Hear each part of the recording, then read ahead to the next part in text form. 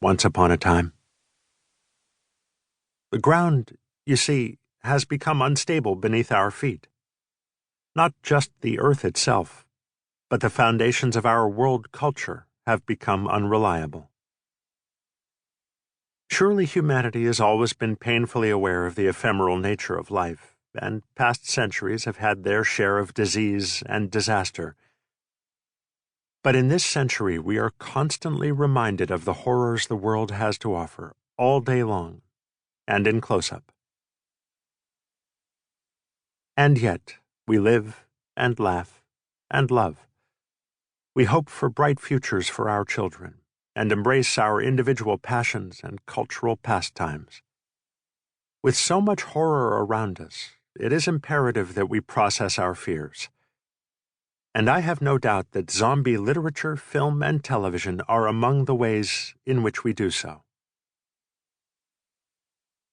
The variety of stories in The New Dead pleased me greatly.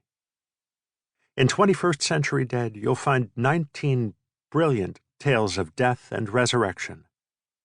Some are down-and-dirty zombie stories, excellent examples of the form, whose intent is a punch in the gut, to entertain, to horrify, or perhaps all three.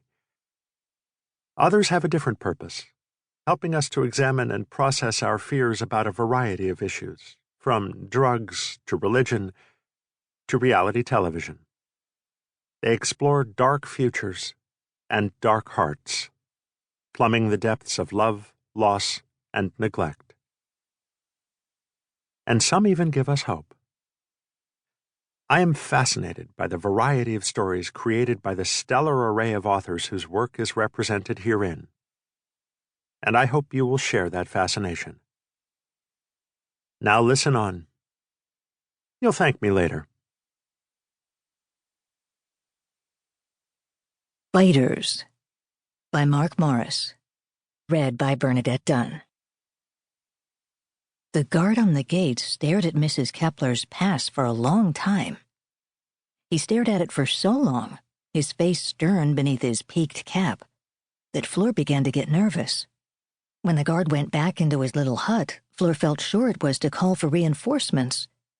She knew she'd done nothing wrong, and she was pretty sure that neither her friends nor Mrs. Kepler had done anything wrong either.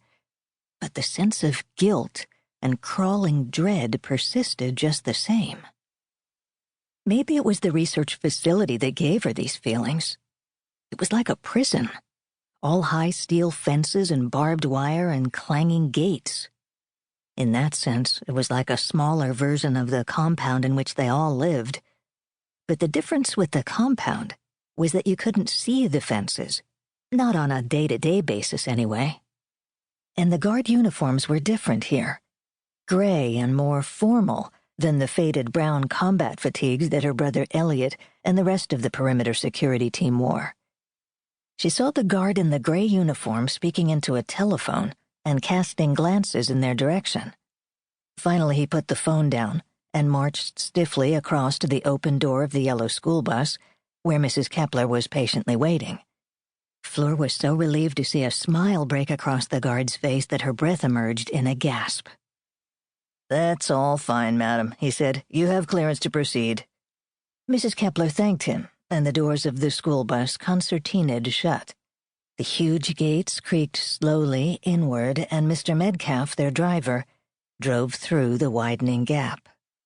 Inside the facility, which looked to Fleur like nothing more than a mass of giant concrete building blocks stuck haphazardly together, more gray-uniformed men were pointing and waving their arms.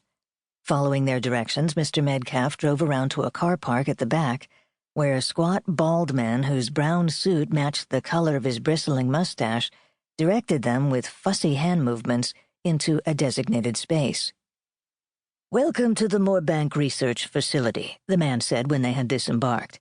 "I understand you're here to participate in the infant care program?" Mrs. Kepler, a tiny, owlish woman who to Fleur and her friends seemed ageless, said, "Yes, that's right." "Excellent." Raising his voice slightly to address the class, the man said, "My name is Mr. Letts. I'm the assigned facilitator for your visit here today. I'll be escorting you to the creche. Explain."